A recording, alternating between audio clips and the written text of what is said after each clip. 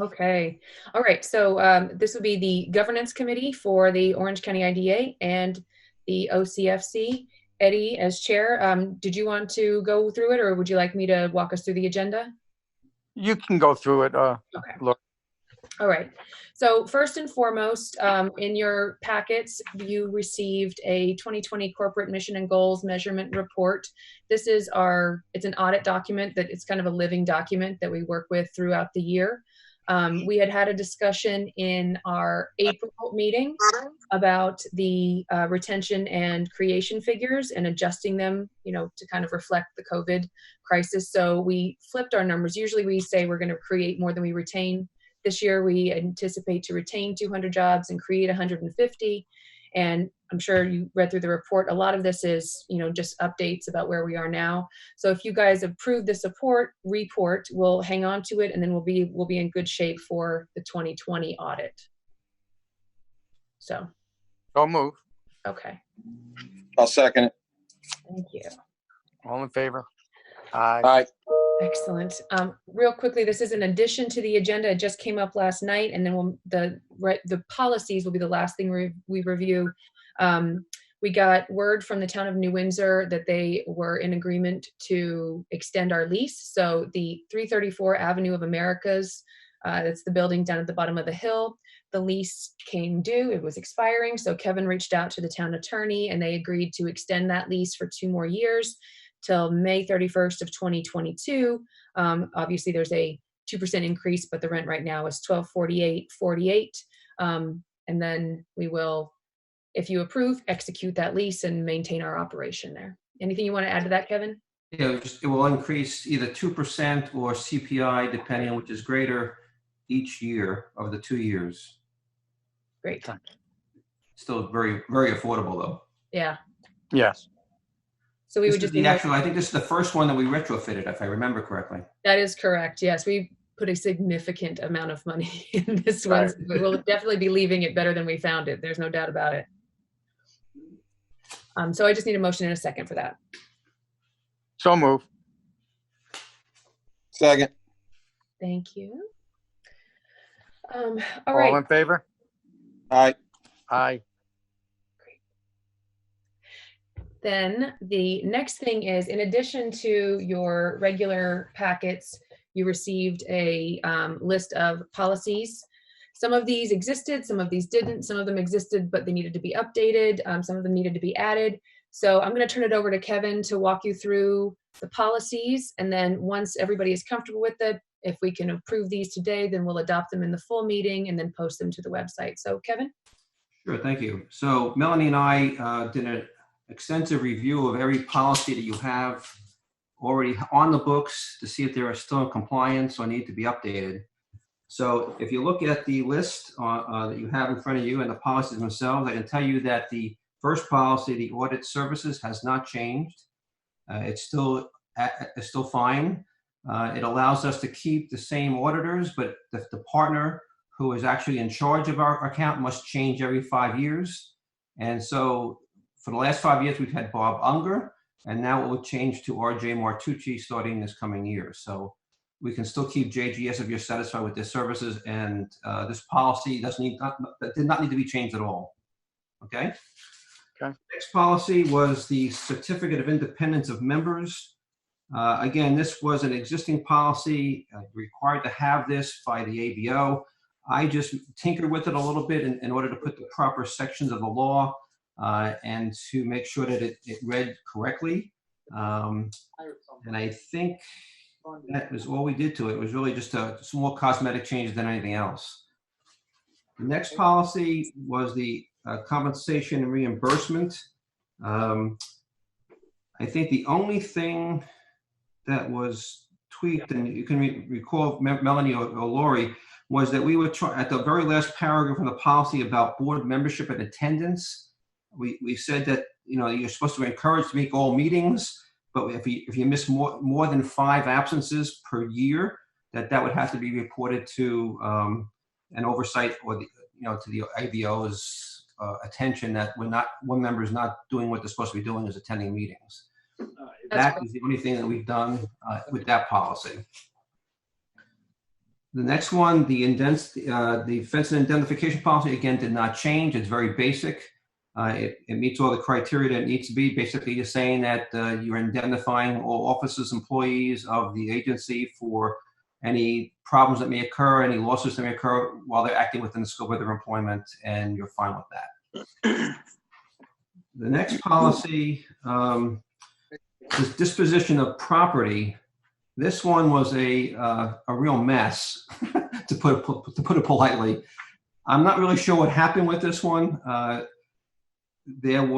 had to go back to the actual statutes, and apparently about 2011 there was an amendment that I think my predecessor tried to incorporate into the policy by just adding an attachment to it, but that didn't work at all because it wasn't what the statute said, and it conflicted with what was already in the policy. So this was a major rewriting of the policy pursuant to the 4 sections of the state law as to how IDAs and agencies have to dispose of their property, whether it be real or personal property. So that was a major revision, and I can tell you right now that based upon the work that I did on it, it now follows a statute, and as you can see, it's about 6 or 7 pages long. There's a whole detailed process. If you want to, you're certainly entitled to read it, and if you have any questions, let me know. But it was a a bit of a mess. Let's put it that way. I didn't know that. The next policy is the Freedom of Information Law Policy. Now, we never had a policy per se. We always followed the FOIL law, but we found that other agencies, other IDAs, have actually put their FOIL policy into writing, so that when you go on the website, if you want to make a FOIL request, you click on it, and you'll find out who you're supposed to report to, how you can report to them, both by mail or by email, and then what the whole process is, and what kind of a time frame you should be expecting a response to your FOIL request. So this is actually a new policy. I say but it mirrors the statute itself. It just lays out who's responsible for what in the IDA, and I think it lays it out pretty concisely. It's about a page and a half, and it's fully in compliance with the state law. So that's a new one that you'll see in the package. The next one, investment and deposit policy. This was one that we review every year. Usually Joel goes through it with you and reports whether it's up to snuff. He did that again this year. I think there was only actually, Melanie, are you there? Did he make any changes to this at all? Something small. Hold on, let me. Something very minor. Yes. Yeah. Sorry. It was, no.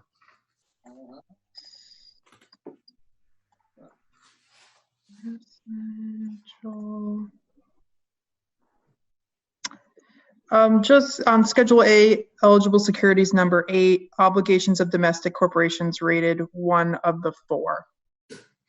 That's on the last page of their document.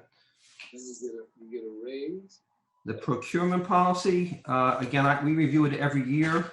I go through it to make sure it's in compliance with the general municipal law, which it is. The only change that was requested to be made was to change the officer responsible from the managing director to the chief financial officer. So you'll see that changes, for instance, starting on section B of page 1, subsection 1, it says that the chief financial officer and authorized designee shall prepare a written statement. That used to say managing director. Wherever managing director was, it is now says chief financial officer. Only change made to it. The travel policy. This one, again, basically minor changes and changes around of verbiage to try to make it clearer and to come into that exactly what people get reimbursed for and how you apply for reimbursement from the top of the organization to the bottom of the organization, exactly what you can be reimbursed for and how it works. And the last one, the whistleblower policy, this was another major rewrite by me. I found that it was so scarce, it practically said nothing.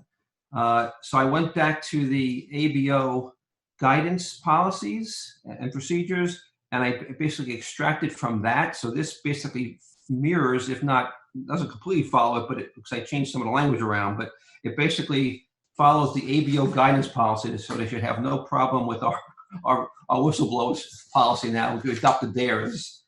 And that's, I think, all of them. Any questions, concerns, comments? Be very happy to help you. All good. Yeah, it's all good. So we would just need a motion and a second to recommend these for approval to the full board. Motion. Second. All in favor? Aye. Great. Okay. Last thing on our agenda. Wow, this one went so much faster than I expected. We're all going to have a little break. Who knew? We're going to have a meeting day. Policies. I know. The Village of Highland Falls has a project expenditure with us.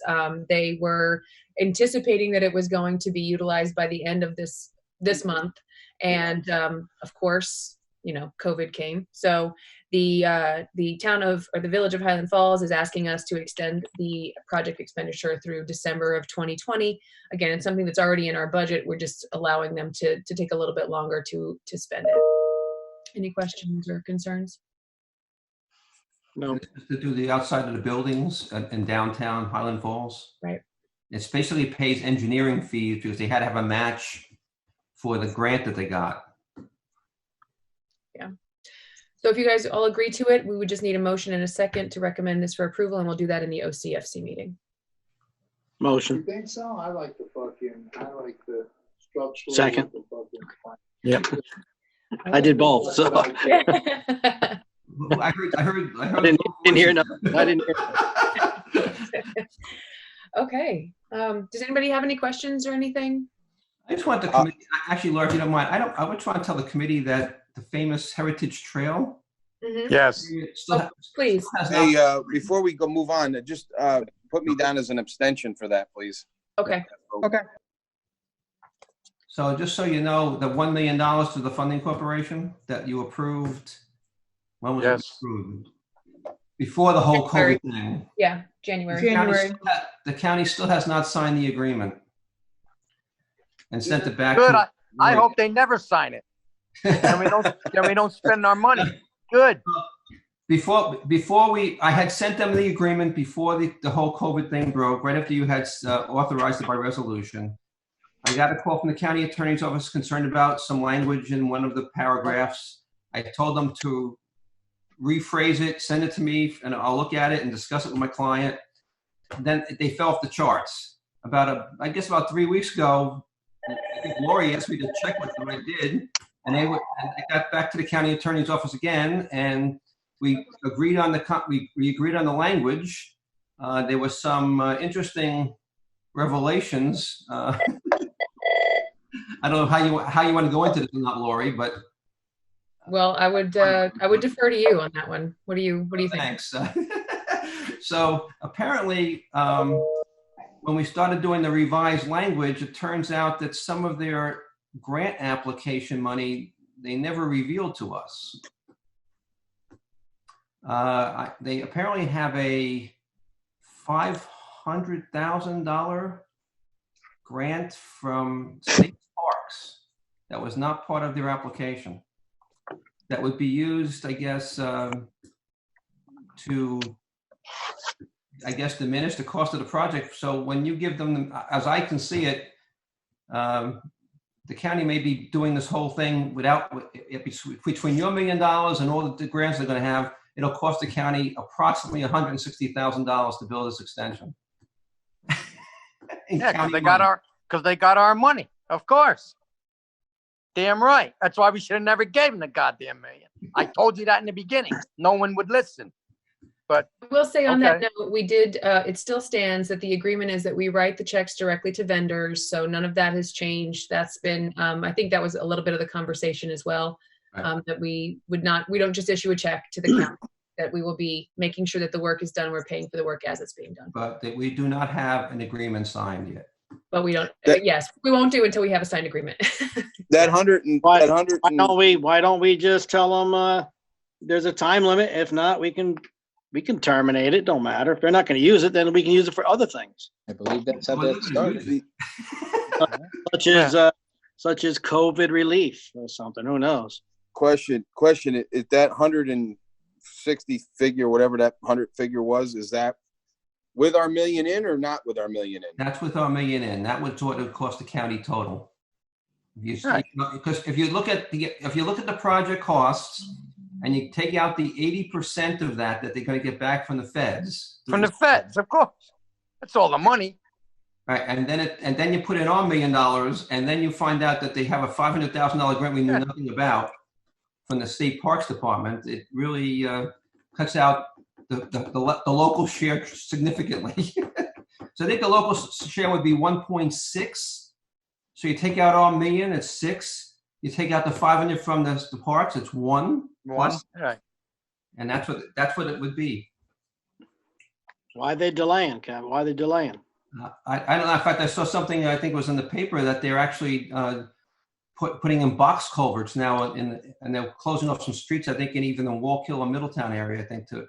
Oh, really? I thought I saw that the construction had been delayed a little bit, but you never know, like which section they're closing off. Actually, they're closing off. I think what the hell it was road closing. I think a county road closing in Waiwayanda to put in box culverts.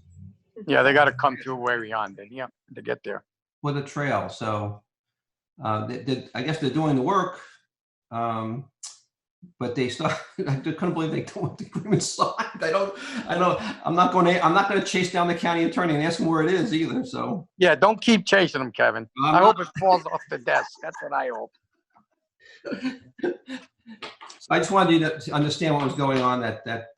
Yeah. Big fuss, and there's still no money, and the numbers aren't exactly what they told us it was going to be. So. Okay. Any other questions? Any other pressing governance items? Because if that's the case, then I think we can end this meeting, and then we'll see everybody at 2.